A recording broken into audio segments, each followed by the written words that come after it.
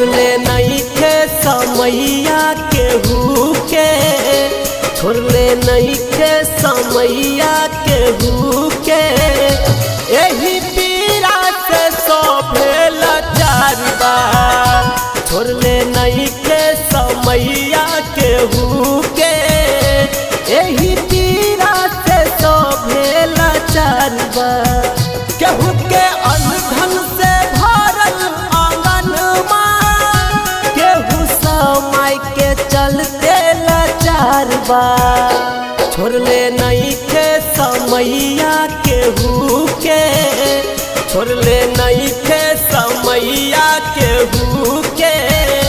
यही पीरा से सोभेल चारबा, छोड़ले नहीं थे समैया केहू के। यही पीरा से सोभेल चारबा।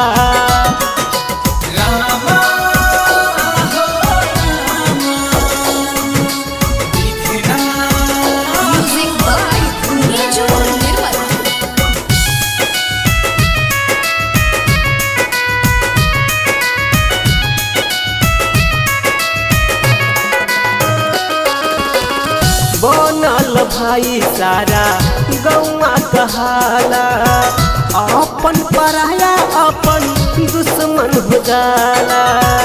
अपन पराया अपन दुश्मन हो जाला। बनल के भाई सारा गौआ कहाला, अपन पराया अपन दुश्मन हो जाला। दुश्मन हो जाला। केहू दुख बन के का बूझी, सुखल रोटी के सोभे भिखारबा। छोड़ले नहीं थे समैया केहू के, छोड़ले नहीं थे समैया केहू के। यही पीरा से सोभेल चारबा, छोड़ले नहीं थे समैया केहू के। यही पीरा से सोभेल चारबा।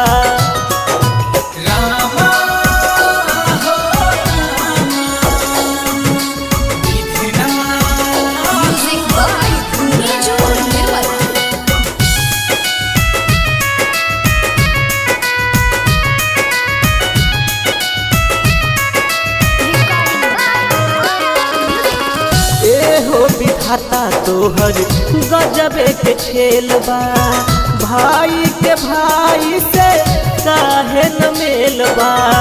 भाई के भाई से काहे न मेलबा।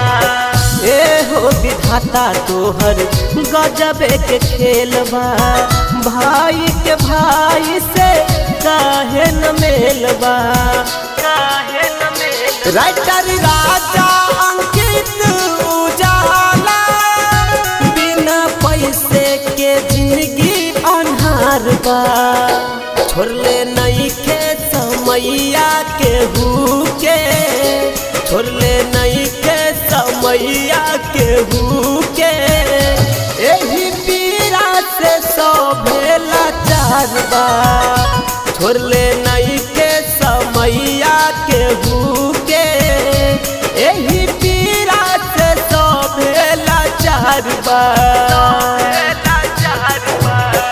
केहू के अनधन से भरल आंगनमा, केहू समय के चलते लाचारबा। छोड़ले नहीं थे समैया केहू के, छोड़ले नहीं थे समैया केहू के। यही पीरा से सोभेल चारबा, छोड़ले नहीं थे समैया